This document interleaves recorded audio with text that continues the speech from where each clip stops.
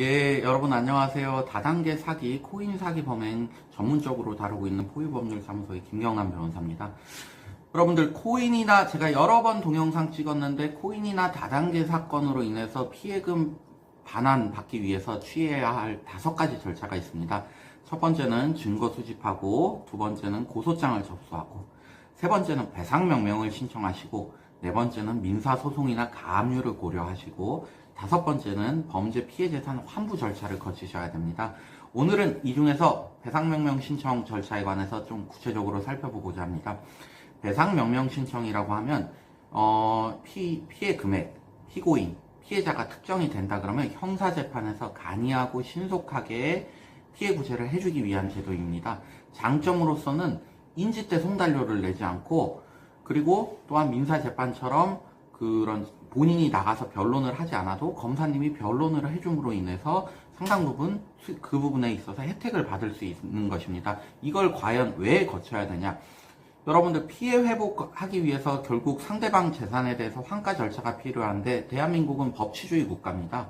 이런 국가에서 상대방 재산을 임의적으로 자기가 갖고 올 수가 없고, 반드시 민사 판결문 받아가지고 집행 권한이란 걸 확보해야 되는데, 이런 형사 절차에서 간이한 절차로 집행 권한을 주는 것이 배상명령 신청이라고 합니다.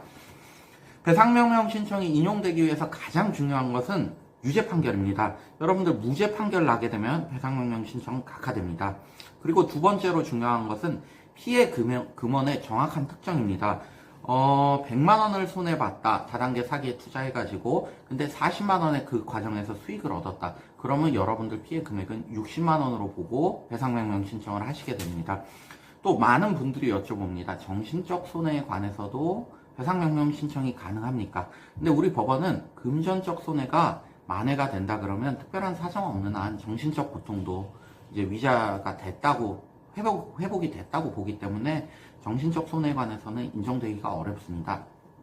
또한 약정, 예를 들어서 투자 약정을 했는데 당신이 100만 원을 투자하면 50%를 수익을 주겠다라고 하면은 150만 원을 배상명령 신청을 하는 경우도 있는데, 이런 약정 투자금이나 투자 수익금 같은 경우에는 배상명령 신청에서 인용되기가 어렵고, 원금, 즉 100만 원 수준에서 인용될 수 있음을 좀 주의하시기 바랍니다.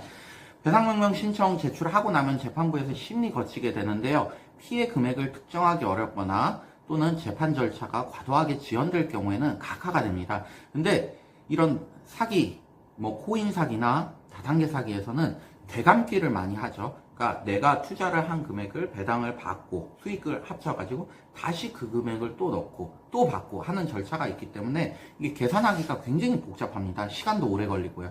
이런 연유로 각하가 되는 경우가 많습니다. 하지만 신청을 해서 각하될 것이라고 무조건적으로 예상하지 말고, 그렇게 된다, 만약에 인용을 받을 수 있다면 굉장히 간이하게 민사재판 판결문과 똑같은 집행 권한 확보할 수 있으므로 이 부분 꼭 챙기시기 바라고, 진행하다가 어려운 점 있으면 저희 사무실로 연락 주시기 바랍니다.